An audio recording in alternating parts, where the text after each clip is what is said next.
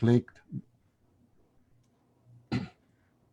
Hello and welcome to another episode of CAIR-Florida's Elections 2020 programming, by which we try. Again. I'm sorry. I'm sorry. Let's start all over.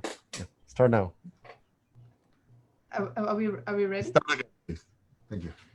That's the great thing about live programming, you know.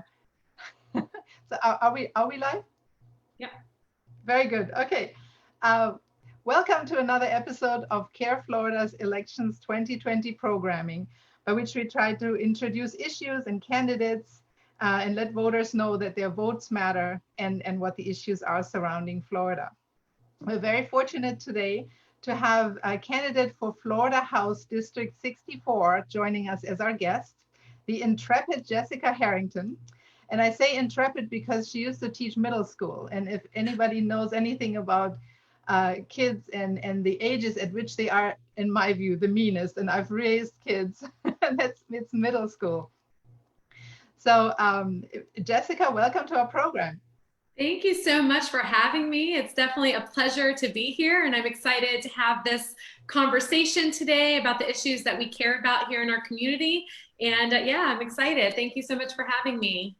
No, it's a pleasure. So talk about the community, which your district, sure. Geographically, where is your district? Yep, so District 64 is located in the northwest part, the corner of Hillsborough County. So pretty much everything west of North Dale Mabry, and it goes all the way up to the Pasco line. So just think about a map of Hillsborough County. It's the little northwest corner. And then it also goes over into Pinellas County, so the northeast corner of that. So we do cover two counties, including Safety Harbor, Oldsmar, East Lake, West Chase, Citrus Park, North Dale. So a lot of those little communities out there. So that's a lot of miles on your car. You know, unless it's COVID and you can't go anywhere. Well, you know, I'm lucky that I live, you know, dead smack in the middle of the district. So it's easy for me to get to one part of the district and then the other. So it's definitely, it's a big district, but it's definitely great. So we already know you're intrepid. Tell us a little bit more about Jessica and what motivated you to undertake this monumental effort. And you've really been at this now for a long time, and you've raised a lot of money, which means you have a lot of support and a lot of endorsements.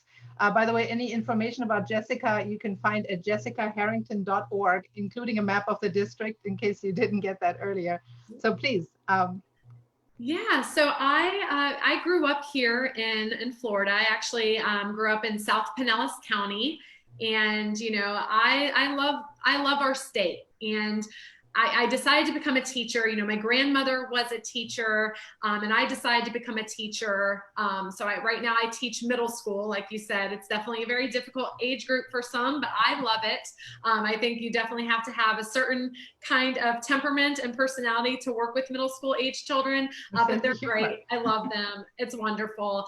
But after the 2016 election, I just felt that our state and our country was in a lot of trouble when it comes to, you know, equality and diversity and inclusion.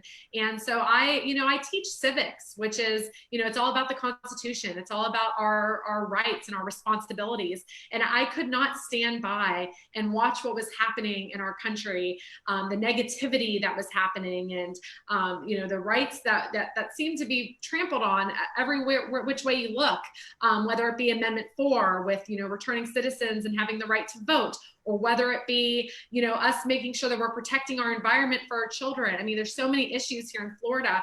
And so as a civics teacher, I decided I need to do something. You know, if I'm going to teach my students to grow up and be civically engaged and to vote and to do things that matter, I need to also be doing that as well. So I decided 2 years ago to run for office because my state legislature had not been challenged in a decade.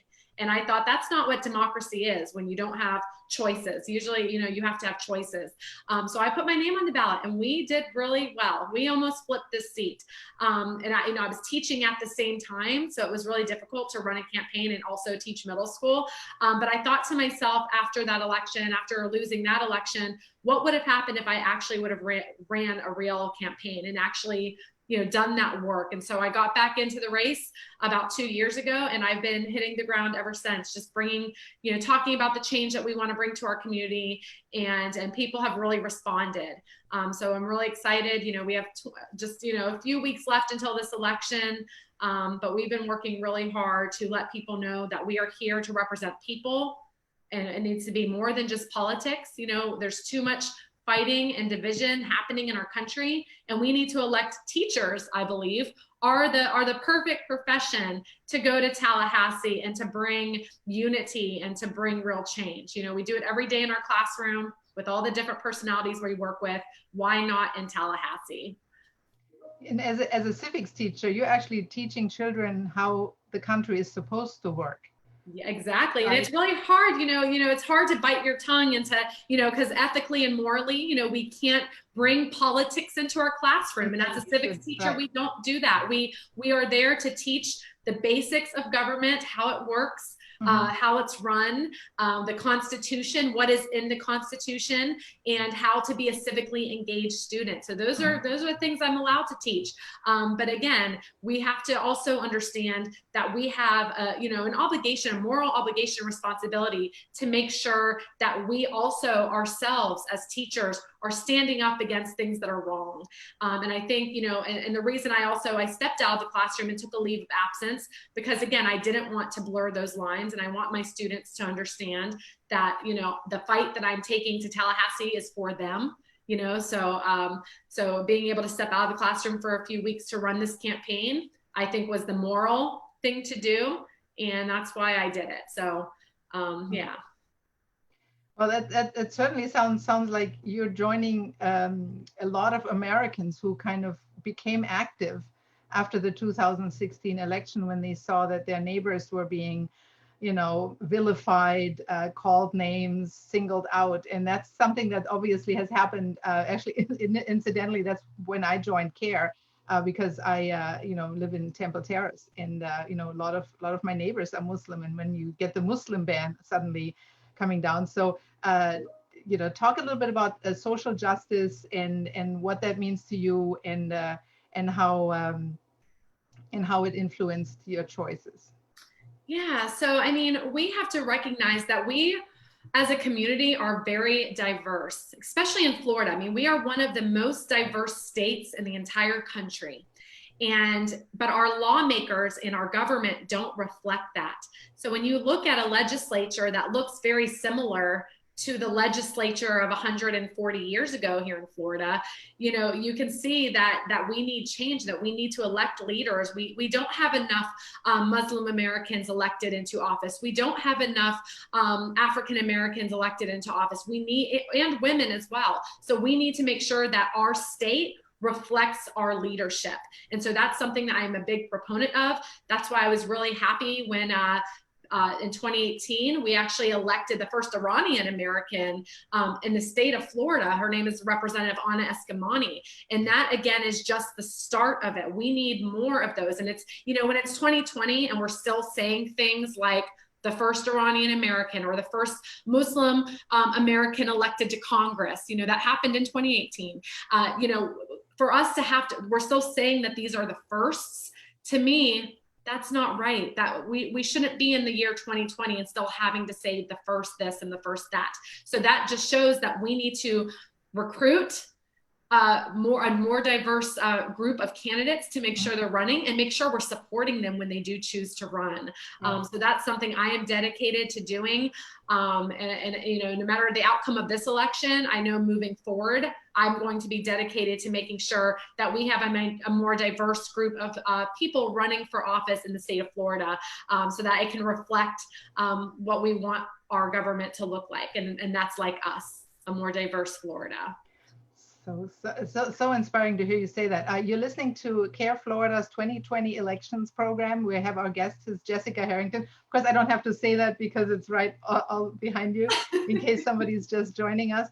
And by the way, Florida, I need to make this, the CAIR-Florida is a 501c3. We do not endorse any particular candidate, and actually invited your current opponent to this program. She never got back to us, so we assumed she wasn't interested in talking to us, but thank you for coming.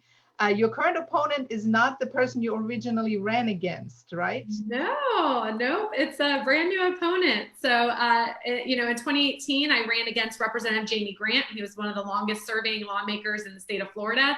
And just a few weeks ago, he ended up dropping out of this race so that he can take a position with the governor, which, funny enough, he actually wrote a bill to change the qualifications for this new position. So to fit him better. So, you know, it definitely This seems to be planned.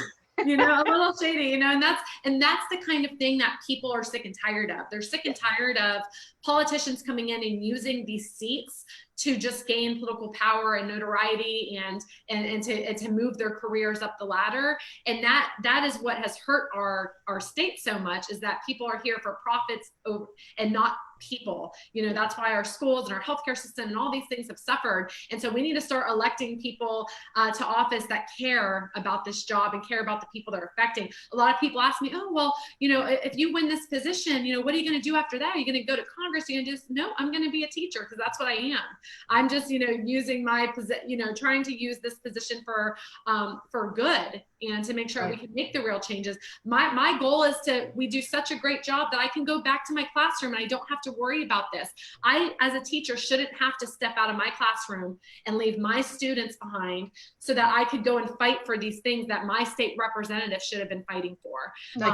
Against defunding education, for example. Now, one thing that kind of strikes me, and I think people don't generally know this, is that the state of Florida is being run by a part-time legislature that only meets, you know, what, 3 months out of the year? 60 days is the session. How many days? 60 days. 60 days, 2 months out of the year. And basically being a representative, I mean, I would assume it takes up a lot of your time, but it's not actually a paid position commensurate with the time engagement. So only the very, very dedicated run, because it really doesn't pay. But my view of the Florida legislature is always that it's really populated by landowners, people that have, or that are developers, that are special interests, that then, you know, have an agenda. And how do they actually relate to the people right now that are suffering in this pandemic, that are losing their jobs, that are, you know, minimum wage? We now have an amendment on the ballot to raise the minimum wage for to $15 by 2026. And, you know, in our circles, we say, mashallah, finally, you know, but, you know, too little, too late. I mean, kind of, it's $15, you know, it's like this big step, but and the people who are actually making, you know, the decisions could have done this a long time ago. But, you know, cut the legislature, the legislative session short, or don't extend it in times of pandemic. Yeah, absolutely. I mean, our legislature, again, you know, when they only meet for 60 days, that's not enough time to work on all of the problems that we have. And they can use that as an excuse. They can say, well, we don't have the time. Here are the issues we need to focus on. And then they leave, and then they call themselves part-time legislatures.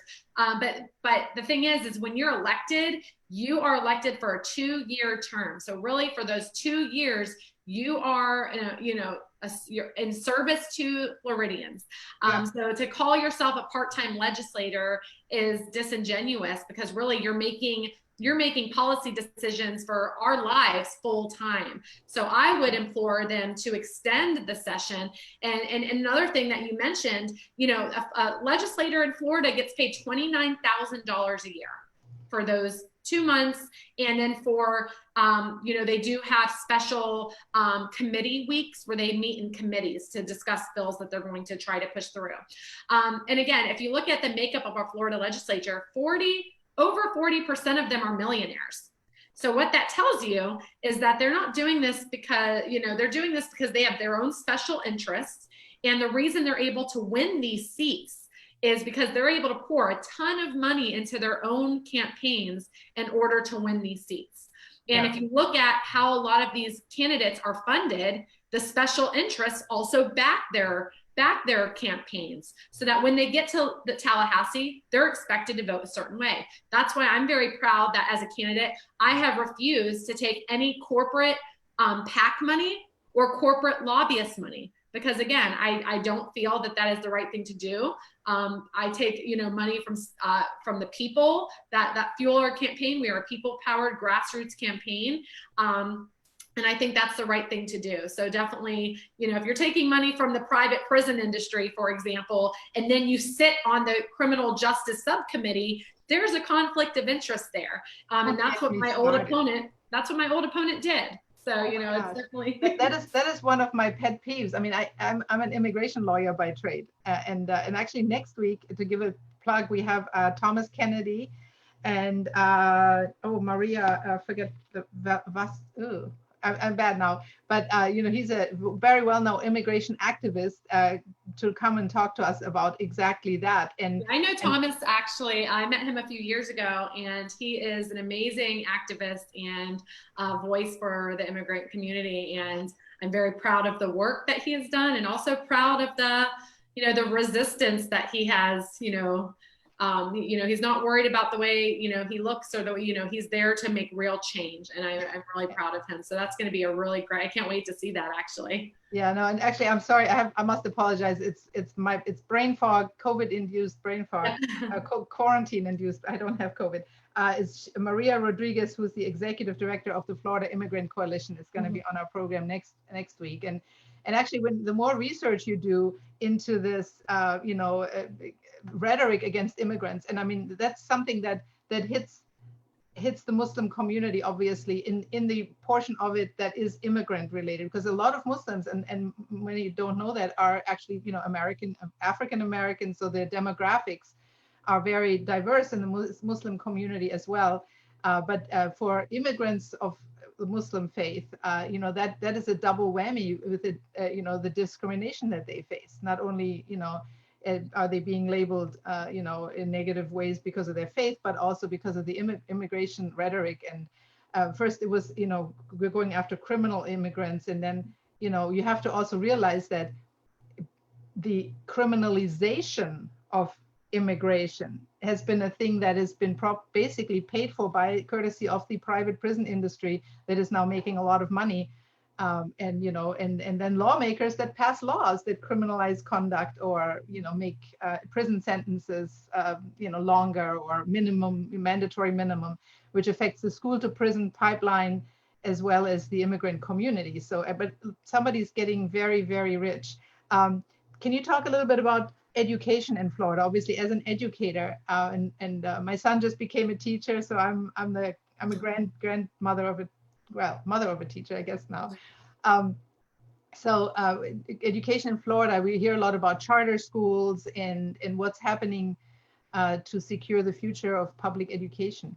Yeah, so I hate to be the bearer of bad news, but Florida, the public education system in Florida is it's in a lot of trouble, and that has to do with, again, the Florida legislature and education profiteers.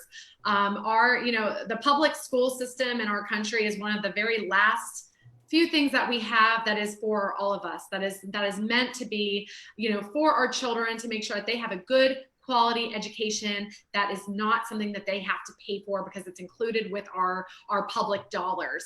And we know education can lead to so many great things, and it's so important that kids have a great education. The problem here in Florida is that there is a certain amount of money for the education budget, and people that want to make profit off of our children recognize that. So they have duped parents, and they have duped people here in our state by, and I'll explain what the cycle is. So it's a cycle that happens. So what they do is they defund our public schools. So they take away funding, they withhold funding. And I would argue, this started over 25 years ago, but it was exacerbated in 2008 with the recession. It was an excuse to say, oh, well, we're in a recession now, so we got to take more funding. We don't have the funding to pay for public schools. Well, once the economy bounced back, that funding was never replaced. They said, well, they were able to make it pretty well without without the extra funding. We don't have to replace it. So then what happens is when you see our schools struggling, because again, the population in Florida is increasing, we know this, and when the population increases, you need more funding for the children and for the schools, and that wasn't happening. So instead of helping the public schools, they kind of let them, fall to the wayside, and so you see schools that have struggled, schools that have been given F ratings because again, they have a lot of children there and not enough resources. And then it's not just the public schools, it's the adverse childhood effects that are happening outside the classroom too. And I'm talking about childhood hunger. I'm talking about homelessness. I'm talking about, parents that maybe have to work 2 or 3 jobs just to keep food on the table. So all of these are kind of happening at the same time. And the legislature, they say, you know what, well, these schools are failure factories, are not doing great. We're going to pull funding out of these schools and we're going to give them in a form of a voucher to parents to have school choice. And so now what happens is these charter schools come in that are just there for profit, not there to help children. These profit charter schools come in and they are reaping the rewards of this. They're benefiting from this. They can select what kids come into the schools. They can kick them out and they can keep the money. And if they close down, they take the money and run. And again, they can also have access to PICO dollars, which is they can fix the buildings that these schools are in, but then when they sell it, they keep that money as well.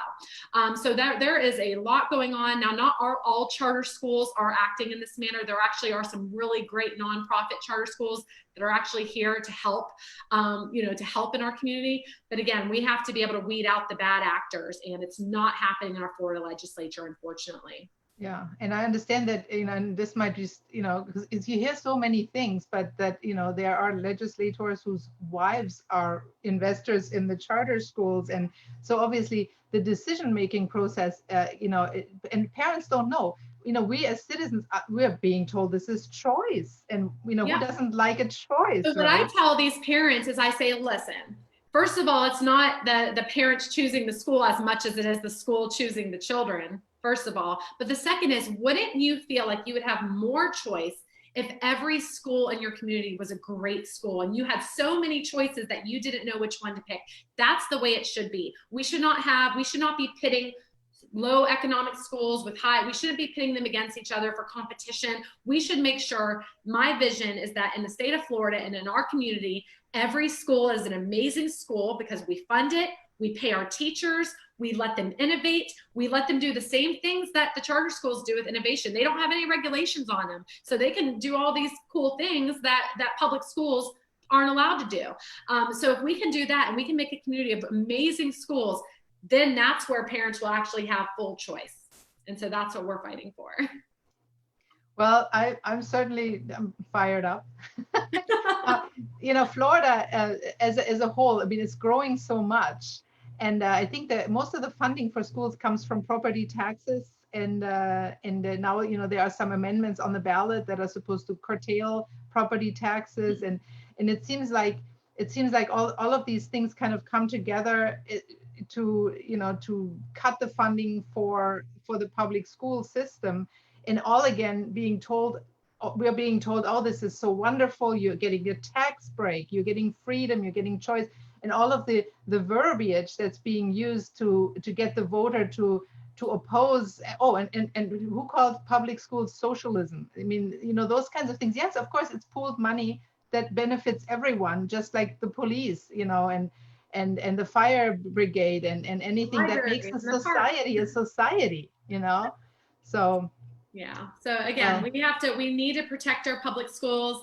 There's definitely a place in our community for private schools and for charter schools. There's a place for you, but it cannot be at the expense of our public schools. We have a duty to the Florida Constitution and to our children to make sure there's a fair, free, equitable public school system. And again, what I'm seeing is, when our country first started, who are the children that were allowed to go to school?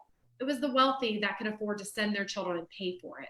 And so I have a fear that we're getting back to this system of the haves and have-nots. If you can afford a great education, then you can. And if you can't, then you're just out of luck. And your zip code and where you live and the properties that are around your school should not determine the quality of your education. Because again, every child in the state of Florida deserves a fair, good quality, high quality public education. And we know that that leads to other great things, whether it be stability, whether it be helping drive our economy, whether, just helping pull people up out of poverty, really helps with starting with that education. And civics education, I think, oh, so important. Oh my goodness. But I think a lot of people, we had a fascinating guest on a few weeks ago. A lot of people don't even know that Florida has elects, or basically when you vote for governor, you also elect the whole cabinet because he gets to appoint it. People didn't know we have a secretary of state, all these kinds of things. So I mean, there is really just no way to overemphasize the importance of education. And obviously, and I'm from as an immigrant, we grew up with, I grew up in Germany. You can probably tell from the accent, but with this very idealized view of the United States, and recently, a lot of the rhetoric that has come out against immigrants, this veiled, I guess the dog whistles have become louder, so how do you see the future of Florida in terms of diversity, inclusion, and fairness? Yeah, I mean, it has to start with our elected officials, and especially the higher ups like Governor DeSantis and they're in the cabinet and the Florida legislatures. They need to call out white supremacy when they see it happening, the hate, the white nationalism that we're seeing spread across this country with just hate and rhetoric. And, that does not make our diverse communities feel safe. It doesn't make them feel welcomed. We are at a very critical point in our history where we've seen this kind of rhetoric in action before in history, unfortunately. And that's the entire point. And people always ask me, well, why do we gotta learn history? Because unfortunately, history can repeat itself if we don't understand, if we don't watch out, and we don't care for each other. And so that's what I'm most worried about. But I know that we can recognize this, that we can come together as a country, we can get back on track to where we were and be that American dream that we have been for so many immigrants in this country. I mean, they choose to come to America because America is a place where you can come here with no money in your pocket, and you can come here and you can work hard and make a living. I mean, that's the old American dream that we were taught. Now it's become a little bit of a nightmare where if you're different, if you're not a certain way or speak a certain language, you can be attacked for that. And that is not the America that we are about. That is not the Florida we are about. And we have to get back to that place. I know we have a lot of work to do. Our country has never been perfect, ever. We have a lot of reckoning, but I think actually having conversations about it with all kinds of people, I think that's how we heal and move forward. But right now what's happening is not the way. So we definitely have a lot of work to do. Yeah, the polarization. And, when I, and you're so correct about history. And obviously me coming from Germany, those are the kinds of things that, when you hear the fake news rhetoric and you compare that to, what happened in Germany, and now the thuggery that's going on, creating fights, then, saying, oh, we need to come in there for safe. I mean, it's very, very disturbing to see it unfold, and I will just say that your grandchildren won't have to worry like I did what their grandmother did, during this time, because that's how the whole generation, and I guess I shouldn't speak for all Germans, but my generation of Germans grew up wondering what their grandparents did when things got real in the 30s, and of course most families don't talk about it, because it's difficult. It's a very, very difficult thing, but talking to each other is the key, I think, and not being afraid to disagree in a vehement but not nasty way, because you can shut off so many people. So how do you talk? I mean, when you're a Democrat, do you have, how do you talk to Republicans about this? Do you mean basically emphasizing the future of Florida? Yeah, so I mean, I'm kind of in a lucky, I guess I would call it lucky situation. I grew up in a house full of Republicans and conservatives. So, you know, I know exactly, you know, where people are coming from. I know and I empathize with people that actually voted for Trump and that, you know, that felt that they were ignored for so long. And, you know, the thing that I tell people that, and this is 4 years ago when they were talking about the Make America Great Again slogan, that slogan that Donald Trump had used when he was campaigning, that slogan was meant to mean different things to different people. So when you talk about immigrants or you talk about Black people in our history, when they hear Make America Great Again, they don't see something great. They see, what do you mean make it great again? When there was slavery for over 400 years, when we weren't allowed to sit at a white lunch counter, when we were beaten for protesting, that's not the great America that we're talking about. And then other people in our community, they saw Make America Great Again as back when, you know, maybe I'm a farmer and when times were really good and we were able to grow crops, or, you know, when the economy, went to the moon. yeah, I when we went to the remember. moon, when America, you know, could do all of these things when we were ideal. So again, we have to understand that people see America through different lenses. And the problem, the reason we become so divisive is because we don't stop and we don't think about how do other people interpret this. And I think that's been the biggest problem. And if we could just talk to each other, I mean, you know, my parents, yeah, Republicans, but I don't think they are racist. I don't think that they are white supremacists. But again, I do see that there are people in this country that are that way, that there is still blatant racism happening. There is police brutality. There is, you know, all of these issues that we are not, that this president has actually allowed to just, you know, he's kind of poured gasoline on a fire. And so people come out and they feel emboldened to speak this way to immigrants and to people in our communities that don't look like them. And that's wrong. Our leadership has to set an example. Just like as a teacher, I set an example for my students every day on the kind of person I think they should be. Good people, you know, kind to everyone, you know, doing the right thing. And when our president can't do that, that's very disturbing, because that's the highest office in our country, and you should be held to the values that a teacher is held to. So at a minimum. Well, I wish your opponent had joined us, because, you know, it would have been interesting to hear her perspectives. Again, we're talking to Jessica Harrington, candidate for House District 64 in Florida. And I guess we're at the end of our program. So I wanted to thank you very much for joining us and giving us your perspectives, and wish you good luck on November 3rd. And all of us good luck on November 3rd to, you know, make Florida live up to its potential. Florida is an interesting state because it has so many different areas of the United States culturally incorporated in it because of the way it grew, you know, with the, you know, large Latino community. We have, you know, a lot of Midwesterners over on the West Coast, and in the middle, you know, more, you know, Floridian, more Southern attitudes, but that's what makes Florida great. So thank you again for joining us, and I wish you good luck.